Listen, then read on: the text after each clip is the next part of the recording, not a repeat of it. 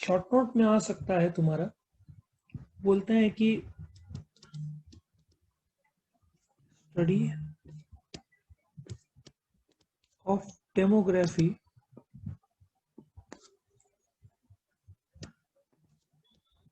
Has an essential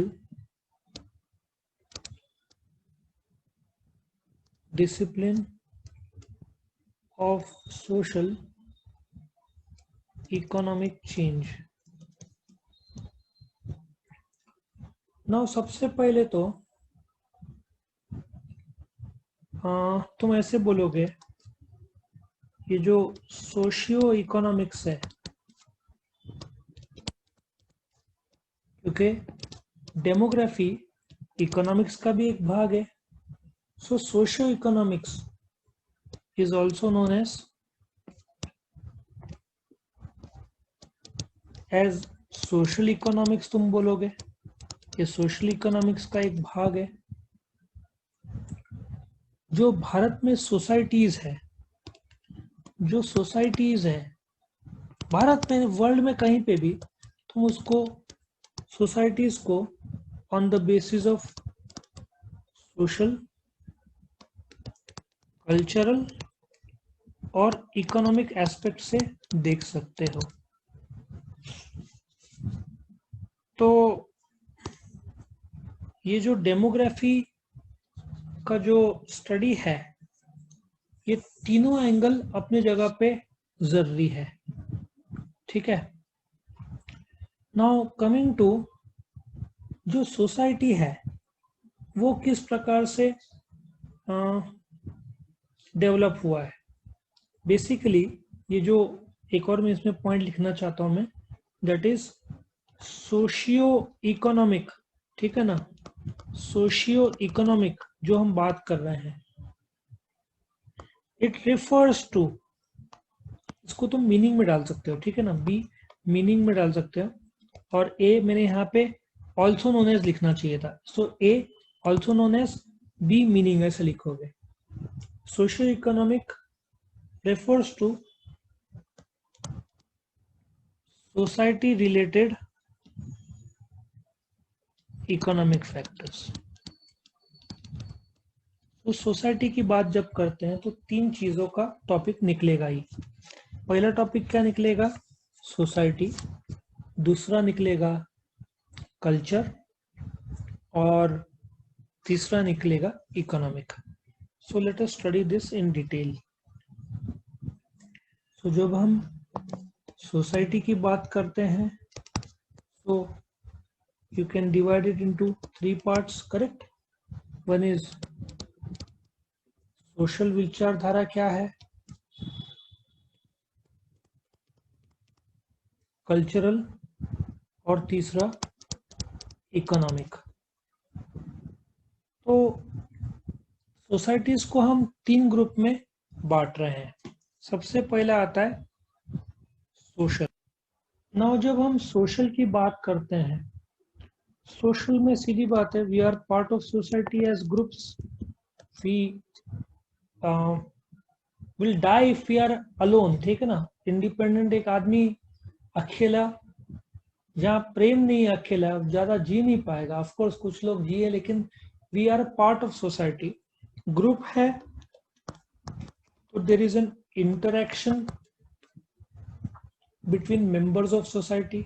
वो voluntary खुद से हो, या तुम बस स्टॉप में बैठे हो, कोई तुमसे बात करना शुरू कर रहा है, इनवॉलंटरी हो। तो आई होप तुमको सोशल लेवल पे समझ में आ रहा है। और बेसिकली सोशल जब हम बात करते हैं तो हमको एक प्रकार का कंपेनियनशिप भी तो चाहिए रहता है। कंपेनियनशिप, दोस्ती, फ्रेंडशिप, ठीक है ना।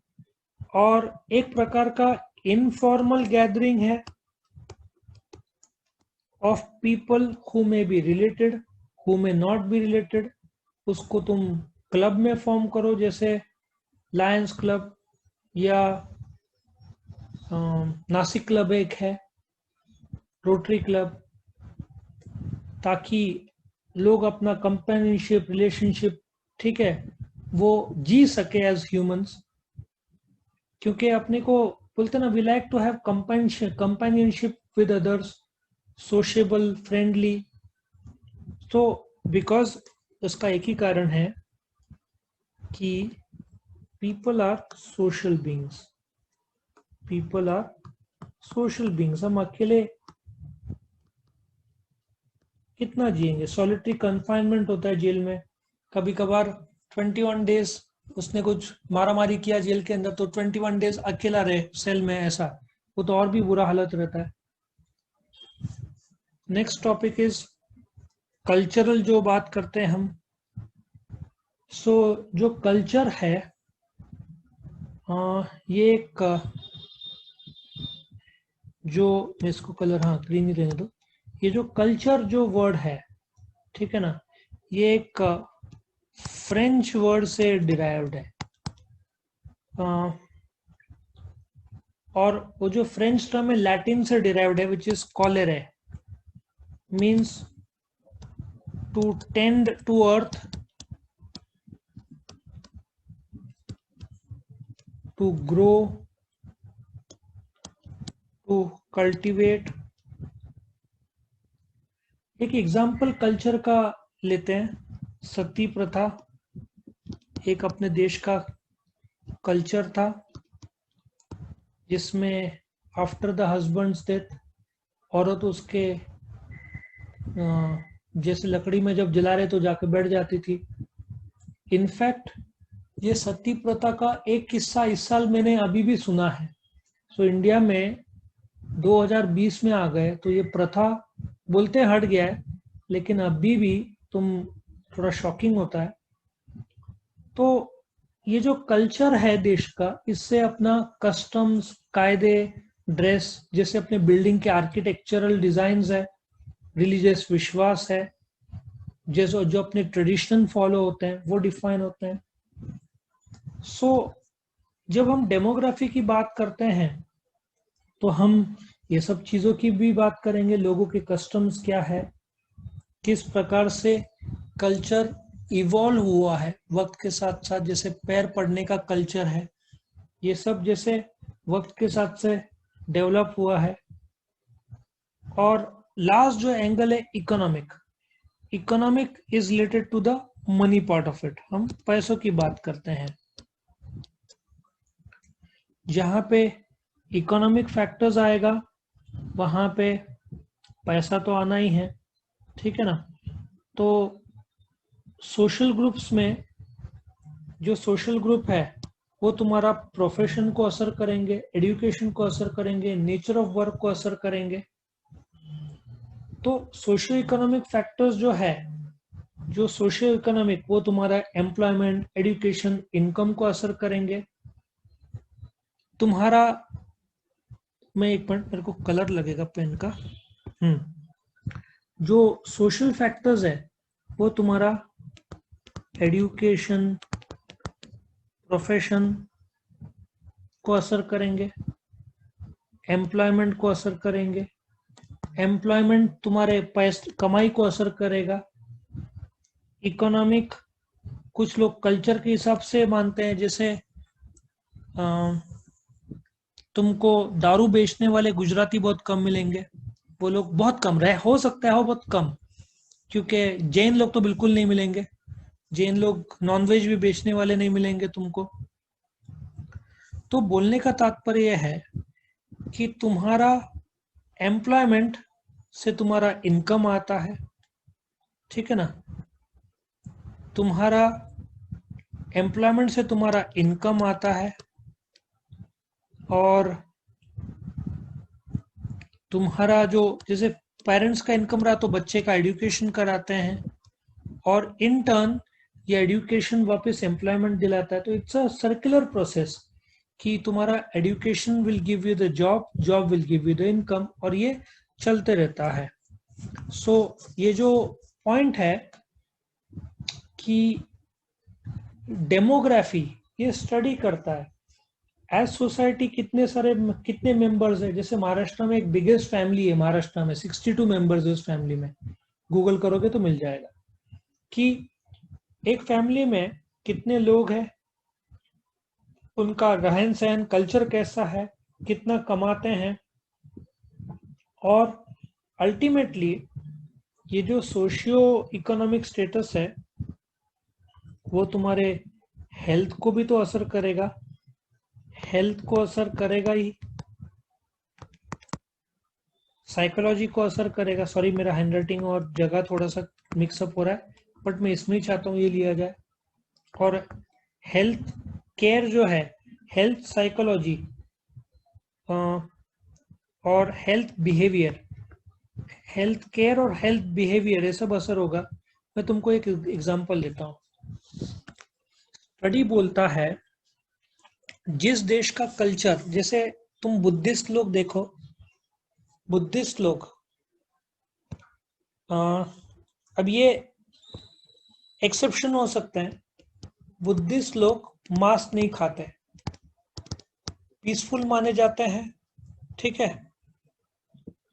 अगेन ऐसा देखा गया है जहां पे रेड मीट, बीफ को आई थिंक रेड मीट भी बोलते हैं, जो लोग खाते हैं वहां पे एग्रेसिवनेस बहुत ज्यादा है, ऐसे माना गया है, ठीक है।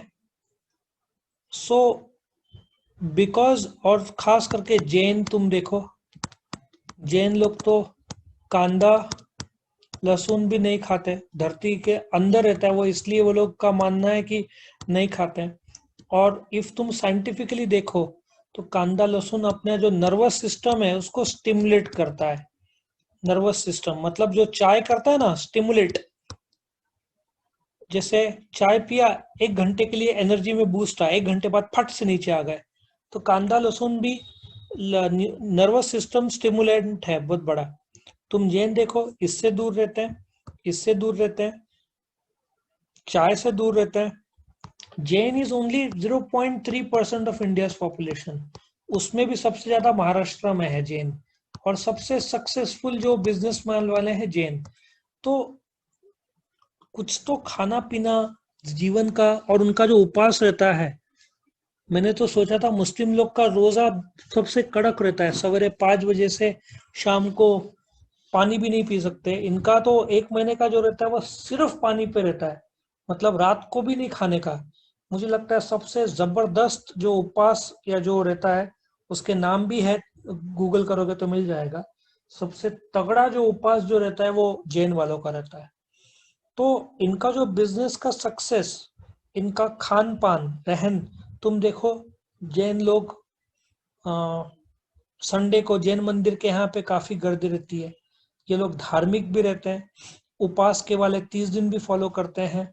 और मेरा एक कोई बैच में एक स्टूडेंट था, आई थिंक पिछला, आई थिंक मार्च अप्रैल शायद, तो उसने मुझे बोला था सर मैं, मुझे जाना पड़ेगा सनसेट से पहले, कुछ पूजा है कुछ तो है। उसने पढ़ाई छोड़ा लेकिन वो धर्म नहीं छोड़ा। मैंने बोला कि धर्म पहले करो, मानो पढ़ाई तो होते रहेगा। बोलने का तात्पर्य है कि तुम्हारा खाना पीना रहन सहन एरिया वाइज, ये सारे के सारे साइकोलॉजी को असर करेंगे, हेल्थ को असर करेंगे, हेल्थ को असर करेंगे। और ये सब आएगा तुम्हारे सोशियो इकोनॉमिक फैक्टर्स में, जो मैंने ऑलरेडी तुमको बताया है। वो सारे फैक्टर्स जो सोसाइटी से संबंधित है, जिसमें पैसा भी संबंधित है, कल्चर भी संदर्भ में माना जाता है। करेक्ट। ये तुम्हारा क्वेश्चन था।